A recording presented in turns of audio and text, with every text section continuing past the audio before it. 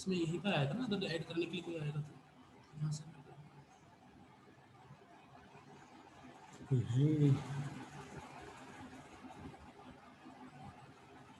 ये एडमिट कर देना है ना। हाँ यहाँ पे आएगा, ठीक है ना, इधर ही दिखेगा ना तो हाँ, मीटिंग रूम हाँ, आएगा। हाँ, कंटिन्यू। ओके चलो, तो इसमें हमने क्या लिया यहाँ पर एल्काइल कार्बोक्सिलिक एसिड, ठीक है, एल्काइल कार्बोक्सिलिक एसिड का कैल्शियम सॉल्ट, इसको हीट किया कर रहे हैं तो यहाँ पर क्या बनेगा, हमें कीटोन मिलता है और कैल्शियम कार्बोनेट, कैल्शियम कार्बोनेट। और अब यहाँ पर एल्काइल कार्बोक्सिलेट लिया है ना हमने, अगर यहाँ पर हम लेंगे क्या फॉर्मिक एसिड का कैल्शियम सॉल्ट लेंगे तो यहाँ पर क्या मिल जाएगा हमें, यहाँ पर कीटोन मिला, वहां पर हमें फॉर्मेल्डिहाइड मिलेगा, ठीक है। तो ये पहले हमने यहाँ पर क्या लिया, एल्काइल कार्बोक्सिलेट से कीटोन बनाया।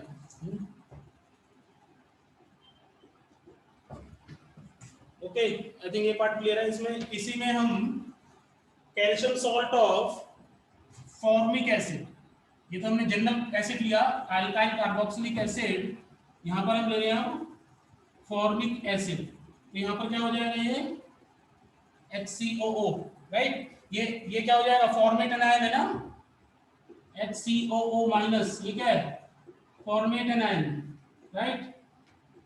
और जो इससे पहले था ये क्या था, एल्काइल कार्बोक्सिलेट एनायन, तो ये मोनोवैलेंट एनायन है। कैल्शियम क्या होता है, कैल्शियम कैटायन जो है डाइवैलेंट हो गया ना, ये फॉर्मूला क्लियर है, याद रखने में आसानी रहेगी, इसको याद रखना है। तो यहाँ पर दो एल्काइल कार्बोक्सिलेट एनायन से हमने कैल्शियम एल्काइल कार्बोक्सिलेट सॉल्ट बनाया और ये फॉर्मेट एनायन से हमने कैल्शियम फॉर्मेट सॉल्ट बनाया।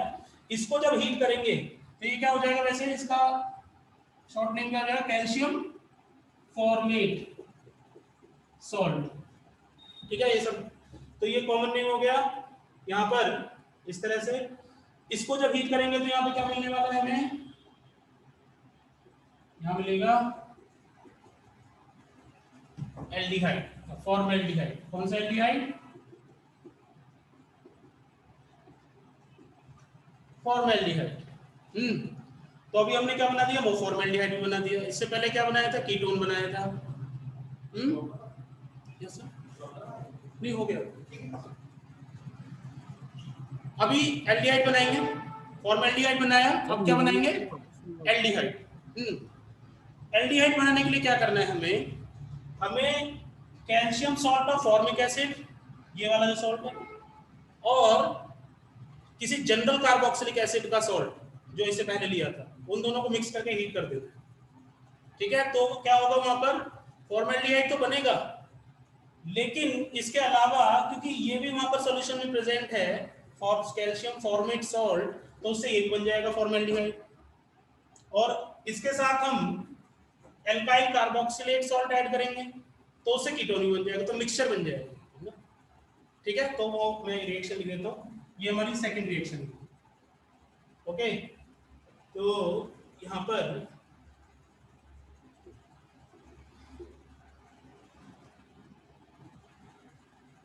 अब हम बना रहे हैं एल्डिहाइड, है ना।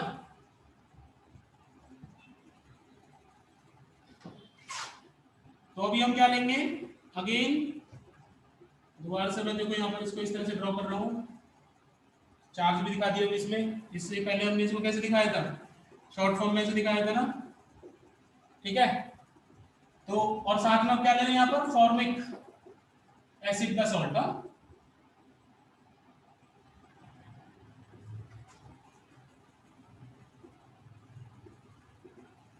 तो कैल्शियम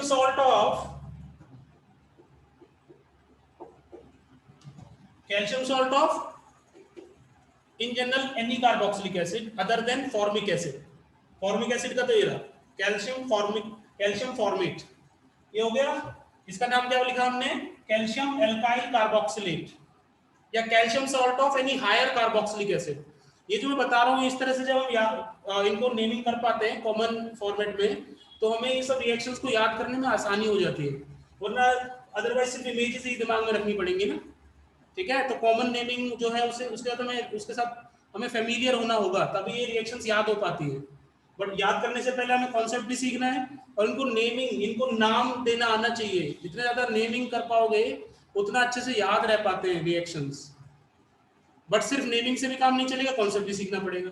और फिर दो चीजें सीख ली तो ओवरऑल पैटर्न रिएक्शन का याद रहेगा। जो ओवरऑल पैटर्न रिएक्शन का याद रहेगा तो क्वेश्चन सॉल्व होगा। ओके, अल्टीमेटली यहाँ रखना है, कॉन्सेप्ट को सीख के यहाँ रखना है, तभी अप्लाई हो पाएगा। ओके, तो यहाँ पर अब यहाँ पर क्या होने जा रहा है, इससे भी अपना ये क्या होगा, इससे कीटोन बनेगा और इससे क्या बनेगा, फॉर्मेल्डिहाइड, और इसके अलावा क्या बनेगा, aldehyde. Okay, any higher aldehyde other than formaldehyde. ठीक है, उसके अलावा साइड प्रोडक्ट में क्या बन रहे हैं,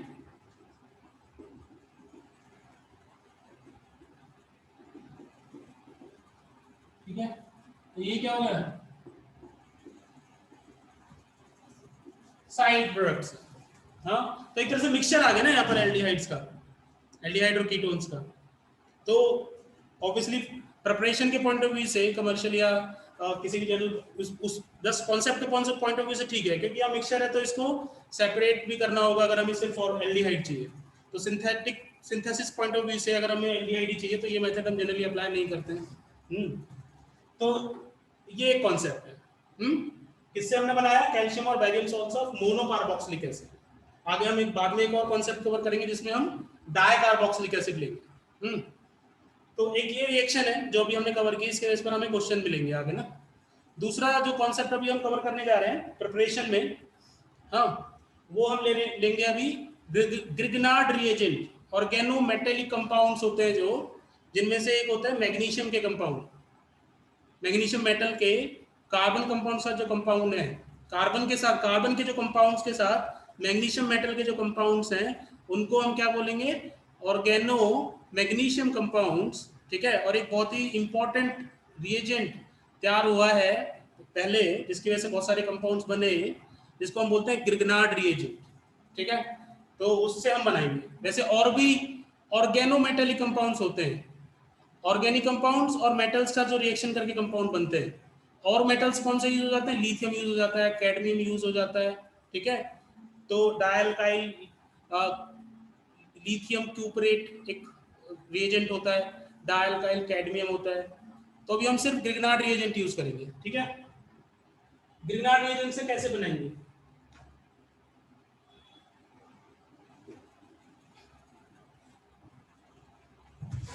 तो सेकंड मेथड ऑफ प्रिपरेशन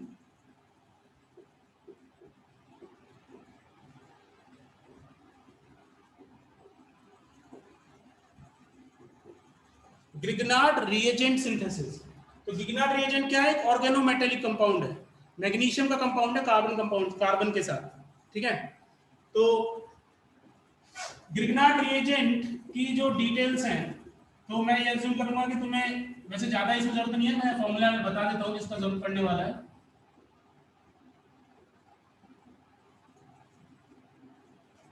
ठीक है, चलो इसको ऐसे करो।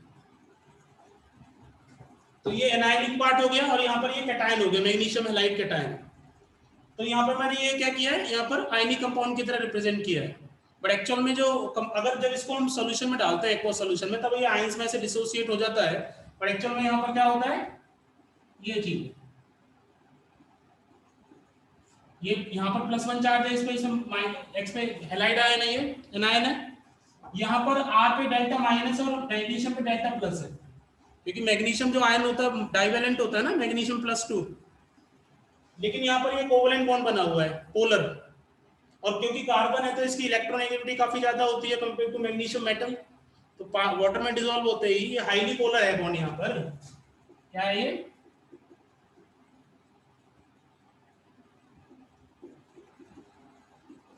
हाईली पोलर है ना, क्योंकि मेटल और नॉन मेटल के बीच में कोवेलेंट बॉन्ड है। बनते कैसे हम उसमें नहीं जा रहे हम ग्रिग्नार्ड रिएजेंट में ना, इसका फॉर्मूला हमें काम आने वाला है। तो जैसे इसको किसी पोलर सॉल्वेंट में डालोगे, जैसे एक्वास में डाला हमने, तो ये आ जाता है, अपने आयंस में डिसॉल्व हो जाता है ना सॉल्यूशन में जाके। तो यहाँ पर हमें क्या मिलने वाला है आगे जाके, R-। और ये क्या होता है, एक स्ट्रॉन्ग न्यूक्लियोफाइल जो हम सिंथेसिस में यूज करेंगे, Grignard reagent synthesis for the carbonyl compounds, है ना। तो ये काफी स्ट्रॉन्ग न्यूक्लियोफाइल है, और अगर स्ट्रॉन्ग बेस भी है, ठीक है।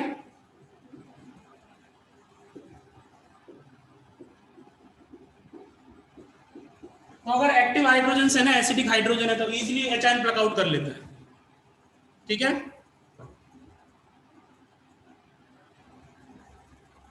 यहां पर अभी हम यहां पर क्या कर, यहां पर अगर हम मान लो यहां पर अगर पोलर सॉल्वेंट लेते हैं, यहां पर मैंने क्या बताया, पोलर सॉल्वेंट, ठीक है। तो यहां पर जैसे हम जनरली ग्रिग्नार्ड रिएजेंट किसके साथ यूज करते हैं, ईथर के साथ यूज करते हैं, क्योंकि वहां पर वो इनर्ट रिएजेंट, इनर्ट सॉल्वेंट होता है, ठीक है। लेकिन यहाँ पर जब हम कोई इसको मिक्स करते हैं, जैसे कार्बोनिल कंपाउंड साथ मिक्स किया, एक्वस हटा सकते हैं, अगर एक्वस डालेंगे तो वहां से वाटर से एचाइन ले लेगा, ओके। तो यहाँ पर हम समझने वाली बात यह है कि हाईली पोलर है अगर, तो जहां अगर पोलर, यहाँ पर इसको अगर हम किसी पोलर कंपाउंड से मिक्स करेंगे, जैसे कार्बोनिल कंपाउंड मिक्स करते हैं हम ना, तो ये डिसोसिएट होके वहां पर आर नेगेटिव जो न्यूक्लियोफाइल्स हैं वो अवेलेबल करा देता है, और ये स्ट्रॉन्ग बेस भी होते हैं। जैसे अगर इवन पानी में भी डाला तो वहां से एचाइन प्लग आउट करके एल्केन बना देगा, है ना। इथेनॉल का सोल्यूशन है तो वहां से एचाइन ले लेगा, इथॉक्साइड बाहर निकाल देगा। तो ये सब यहाँ पर इसके कुछ प्रॉपर्टीज है इसकी। तो ये यहाँ पर आर नेगेटिव जो है वो हम यूज करने वाले हैं। अब ग्रिग्नार्ड रिएजेंट सिंथेसिस में कैसे हम क्या यहाँ पर इसको किसके साथ यूज करने वाले हैं, बाय यूजिंग,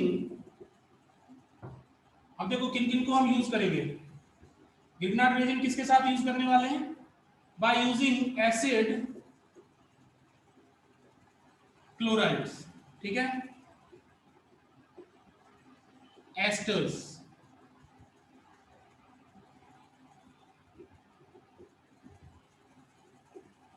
एल्काइल साइनाइड्स, ठीक है। फिलहाल यहाँ पर एक ही यहाँ पर जो एसिड डेरिवेटिव है वो यूज होगा क्वेश्चंस के पॉइंट ऑफ व्यू से, बट मैंने और दो एग्जांपल और ले लिए। तो मैं जो फॉर्मेट है रिएक्शन का वो तीनों में सेम रहेगा, तो बस यहाँ पर लीविंग ग्रुप जो है वो अलग अलग रहेंगे। तो अभी एक एक एग्जांपल लेंगे तो क्लियर हो जाएगा, ठीक है। तो यहाँ पर अभी हम पहले एसिड क्लोराइड का यूज करके कार्बोनिल कंपाउंड्स तैयार करते हैं। इसको मिटा देते हैं अभी।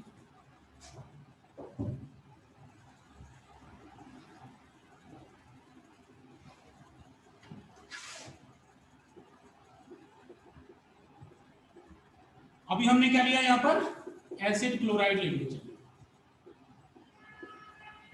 ठीक है। फर्स्ट स्टेप में अगर हम RNGX जो हमारा ग्रिग्नार्ड रिएजेंट है, सॉल्वेंट कौन सा ले रहे हैं, ईथर, हाँ, जैसे कि पॉइंट आउट किया, यहाँ पर हम वाटर नहीं ले सकते क्योंकि ये स्ट्रॉन्ग बेस प्रोवाइड कराता है RNGX, R नेगेटिव, तो वो प्रोटॉन प्लग आउट कर लेता है। इनफैक्ट ये जो ग्रिग्नार्ड रिएजेंट है किसी भी सॉल्यूशन में डाल दो, वहां पर कितने मॉलिक्यूल बनते हैं एल्केन के, है ना, उससे हमें पता चल जाता है कि उसमें कितने एक्टिव हाइड्रोजन है कंपाउंड के अंदर ना, जो भी उसमें कंपाउंड प्रेजेंट है सॉल्यूशन में।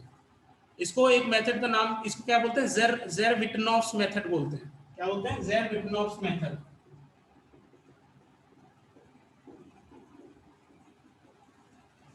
ठीक है। ज़ेरविटनॉफ्स मेथड, जो उसमें एक्टिव हाइड्रोजन्स होते हैं ना कंपाउंड के, उनको पता करने के लिए जितने मोल्स ऑफ एल्केन्स प्रिपेयर हो रहे हैं उससे हम पता चल जाता है।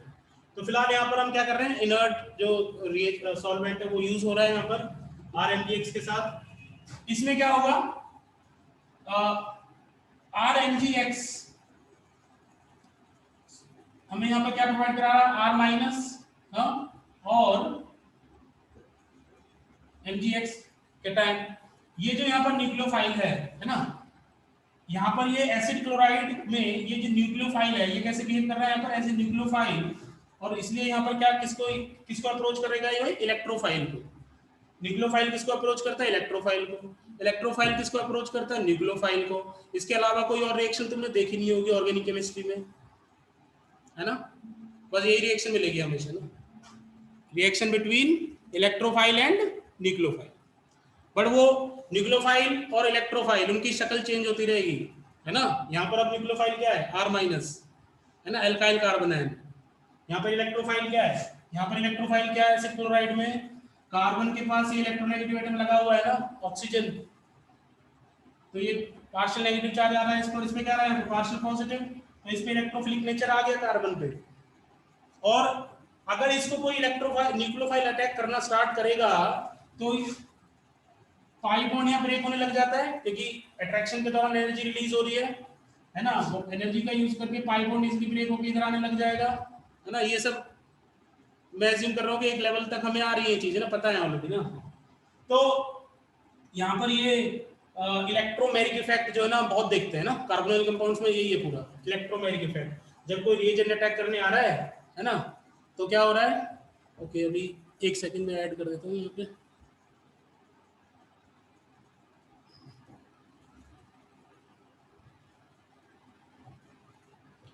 तो यहाँ पर कार्बोनाइल कंपाउंड्स में कार्बोनाइल ग्रुप जो है वो क्या होता है, पोलर होता है, बिकॉज यहाँ पर इलेक्ट्रोनेगेटिव एटम ऑक्सीजन है कंपेयर टू कार्बन काफी, तो यहाँ पर क्या हो रहा है, ये इसके ऊपर ऑक्सीजन के ऊपर क्या होता है पार्शियल नेगेटिव चार्ज, कार्बन पे क्या पार्शियल पॉजिटिव चार्ज, इसलिए कोई भी न्यूक्लियोफिलिक स्पीशीज है जो इलेक्ट्रॉन रिच स्पीशीज है यहाँ पर, ये इस पॉजिटिव चार्ज को अट्रैक्ट करने लग जाती है, उसकी तरफ ये अप्रोच करता है।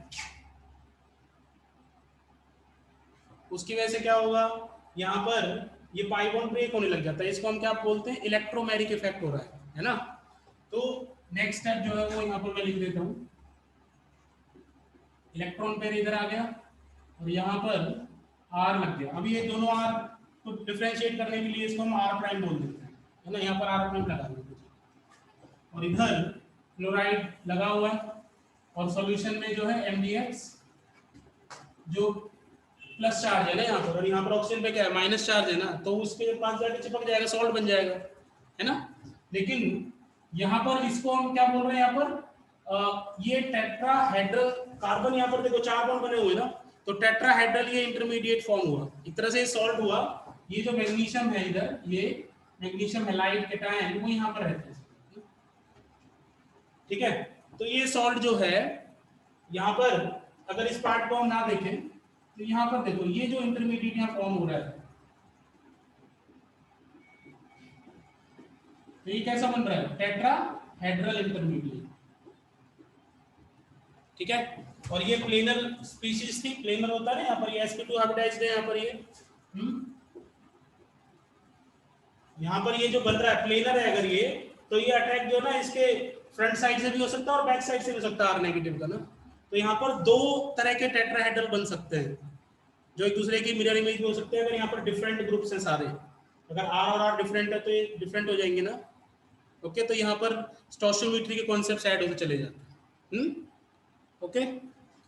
चलो, तो यहाँ पर ये जो जेम क्लोरो ऑक्साइड है ना कंपाउंड बन गया ये, इसको ये जो कंपाउंड इंटरमीडिएट जो है वो स्टेबल नहीं है, इससे और ज्यादा स्टेबल अगर बन सकता है तो बनेगा, अगर बॉन्ड ब्रेकिंग और मेकिंग में ओवरऑल एनर्जी अगर रिलीज हो रही है, मतलब ओवरऑल बॉन्ड ब्रेकिंग ज्यादा है, बॉन्ड मेकिंग ज्यादा है, बॉन्ड ब्रेकिंग कम है, मतलब एनर्जी रिलीज ज्यादा हो रही है, एनर्जी रिक्वायर्ड कम है, तो इस तरह से इंटरमीडिएट्स आगे आगे जा जाके जो most stable under the conditions जो मोस्ट स्टेबल प्रोडक्ट है वो तैयार हो जाता है ना। तो यहाँ पर ये जो कार्बन है इस पे क्लोरीन लगा हुआ है, पार्शियल पॉजिटिव चार्ज है, इलेक्ट्रोनेगेटिव एटम लगा हुआ है ना क्लोरीन, और ऑक्सीजन भी लगा हुआ है, तो इसलिए जो इलेक्ट्रॉन पेयर ऑक्सीजन का वो इसको क्या करता है, इस कार्बन को अटैक करता है, जिसकी वजह से ये जो कार्बन के साथ क्लोरीन का बॉन्ड है वो यहाँ पर जाने लग जाता है, ये लीविंग ग्रुप की तरह निकल जाएगा क्लोरीन, तो इधर क्या बनेगा फिर, ये बॉन्ड वापस बन गया और ये लीविंग ग्रुप बाहर आ गया। तो एसिड क्लोराइड्स में जो लीविंग ग्रुप है वो हम देख रहे हैं कि वो यहाँ पे क्या है क्लोराइड है, ठीक है। बस तुम्हें यहाँ पर यही करना है, जो लीविंग ग्रुप है वो निकालते जाना है, कीटोन बन जाएगा एस्टर्स में, एसिड क्लोराइड में, साइनाइड्स में, ओके, और इवन एनहाइड्राइड्स में भी होगा। यहाँ पर लेकिन एक पॉइंट ध्यान रखना है, यहाँ पर कीटोन तो बनाया हमने, है ना, यहाँ पर जो नोट करना है पॉइंट कि RMgX जो गिग्नार्ड रिएजेंट का अमाउंट है, ओके, हाँ वहीं आ रहे हैं, आगे उसी की बात कर रहे हैं। RMGX का जो RMGX जो है, amount should be carefully controlled, ठीक है, टू प्रिवेंट फॉर्मेशन ऑफ